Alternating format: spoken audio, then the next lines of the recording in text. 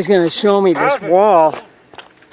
So how did you like doing it and all? Yeah, it actually turned out pretty good once we got the hang of it. It really got going quick. You know, the hardest, most time-consuming part was digging out the road. All the rocks. I've watched this whole progress, you know, because, you know, I used to own property in Toro Canyon. You know, I did a lot of stuff myself. I see. But I just recently had seen, what do you call this wall? They're called gabions. Gabions, that's right. Yes, I remember now. So, those are real thick ones, and you know they've got like a plastic coating to prevent corrosion. On the steel. On the mesh itself. On the mesh. Where do you get that mesh? You know, I couldn't tell you where they got it. It's readily available, I think, for most building materials. But we also put some gabions down here because he's going to have us line part of his hillside in his. Oh yeah, I mean, I just saw it. I just looked at this when it was for sale. I thought, oh no, you know, I mean, just so steep and exactly. But it can be done, you know. It's being done. I'm amazed. Is there a footing? How deep does the wall go below the grade? I would say that well. I think there's about one, sometimes two gabions below the dirt you see here.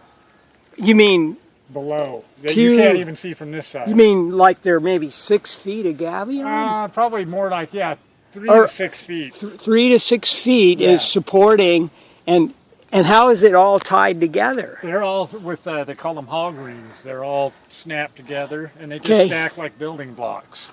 And then the stack rocks like building. So do you build them modular and then place them? Exactly. Build them and then just use a forklift or something to. Well, no. Then we just put the baskets in. We put them together, and then we bring in like a backhoe and fill them with rocks. Oh, okay. The rocks has to be done more by hand, so you can get a flatter face, and you know, and you have to put tension lines inside. And where do you get the raw material? Do you remember? You know, that's not native, is it? No, that's not native rock. You know, any aggregate. I mean, hell, there's This is not up to code. Now, this can be used for the lower decorative, roads, you know, yeah. But it's more of a sandstone. Well, like that there, like the wall there. Yeah, you know, that's what these are being used. Right. And we're using them on the cheaper. So that's actually some kind of graded, engineered rock, but it's probably not too costly, I wouldn't think. No, I wouldn't think so. No, it's nothing that special. They just didn't want us to use these. And it has, I think, more to do with its uniform size. Well, I've seen these guys were talking about burying a shipping container, burying them, and but they'll crush.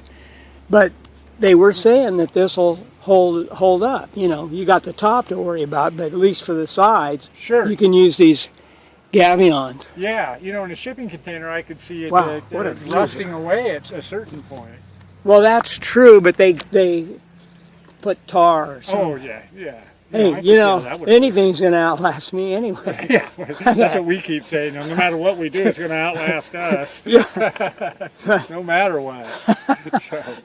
But this was a real tricky deal. It'll only last 30 years? Yeah. What do I care? It better last longer than that. I know. No, I know. It'll probably be around a lot longer than that. Like I said, by far the hardest, most time-consuming part was just digging out and getting set up for it. Digging the footing. Exactly, was most of the work. And, you know, because it's very rocky soil. Well, didn't a backhoe, wasn't it able to do that? Or we had an excavator, actually. Yeah. But once you get into rocks like these, we'd have to hire a breaking, you know, like a jackhammer attachment. This is cold water sandstone. I mean, I lived up in Toro Canyon, and I just had, it was Boulder City, big as that house. Right. We had plenty of those, too. Right. And then not anymore, we broke them down. But that was the time consuming. Shutting it down.